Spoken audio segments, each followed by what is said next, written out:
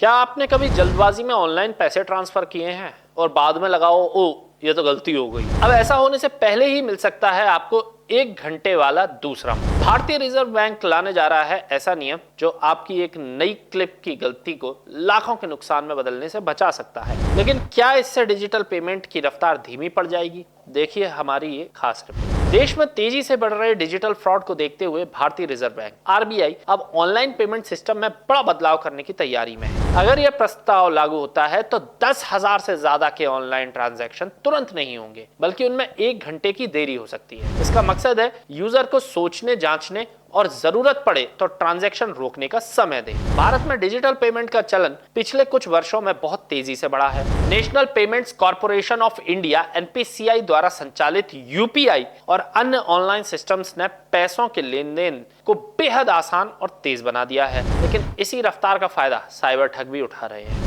लोग अक्सर जल्दबाजी, डर या लालच में आकर गलत अकाउंट में पैसे ट्रांसफर कर देते हैं और फिर उन्हें वापस पाना लगभग असंभव हो जाता है। इसी समस्या को ध्यान में रखते हुए आरबीआई ने एक नया प्रस्ताव रखा है जिसमें 10,000 से अधिक के डिजिटल ट्रांजैक्शन पर 1 घंटे का कूलिंग पीरियड लागू किया जाएगा। यानी अगर आपने किसी को 10,000 से ज्यादा भेजा तो वो रकम तुरंत सामने वाले के खाते में नहीं पहुंचेगी, बल्कि 1 घंटे तक होल्ड पर रहेगी। इस दौरान आप चाहें तो ट्रांजैक्शन को रद्द भी कर सकते हैं। आरबीआई का मानना है कि ज्यादातर साइबर फ्रॉड में ठग पीड़ित पर मानसिक दबाव बनाते हैं, जैसे कि अभी तुरंत पैसे भेजो नहीं तो अकाउंट बंद हो जाएगा या आपके खिलाफ केस हो जाएगा।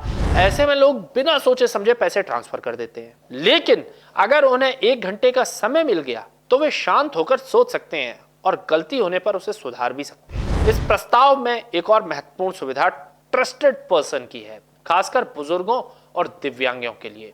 70 साल से ज्यादा उम्र के लोगों के लिए 50,000 से ज्यादा के ट्रांजैक्शन पर एक भरोसेमंद व्यक्ति की मंजूरी जरूरी हो सकती है। इसका मतलब यह है कि अगर कोई बुजुर्ग व्यक्ति बड़ी रकम ट्रांसफर करना चाहता है तो पहले उनके द्वारा चुने गए ट्रस्टेड व्यक्ति की सहमति लेनी होगी। इससे ठगी के मामलों में एक अतिरिक्त सुरक्षा परत जुड़ जाएगी। साथ ही आरबीआई व्हाइट लिस्ट फीचर की भी लाने की योजना बना रहा है। इसका फायदा यह होगा कि जिन लोगों या मर्चेंट्स को आप नियमित रूप से पैसे भेजते हैं, जैसे परिवार के सदस्य, बिजली कंपनी या मोबाइल रिचार्ज, उन्हें आप अपनी व्हाइट लिस्ट में डाल सकते हैं। ऐसे मामलों में 1 घंटे की दूरी लागू नहीं होगी, जिससे रोजमर्रा के लेन देन पर कोई असर भी नहीं पड़ेगा। सबसे अहम बदलाव, किल स्विच का प्रस्ताव। अगर किसी यूजर को लगता है कि उसका बैंक अकाउंट या यूपीआई हैक हो गया है तो वो एक क्लिक में अपनी सभी डिजिटल पेमेंट सेवाओं को बंद कर सकता है। अभी के समय में इसके लिए कस्टमर केयर को कॉल करना पड़ता है, जिससे समय लग जाता है और तब तक नुकसान हो जाता है। इन सभी कदमों की जरूरत इसलिए पड़ी क्योंकि देश में डिजिटल फ्रॉड का आंकड़ा तेजी से बढ़ रहा है। पिछले साल ही साइबर ठगी के मामलों में हजारों करोड़ रुपए का नुकसान हुआ।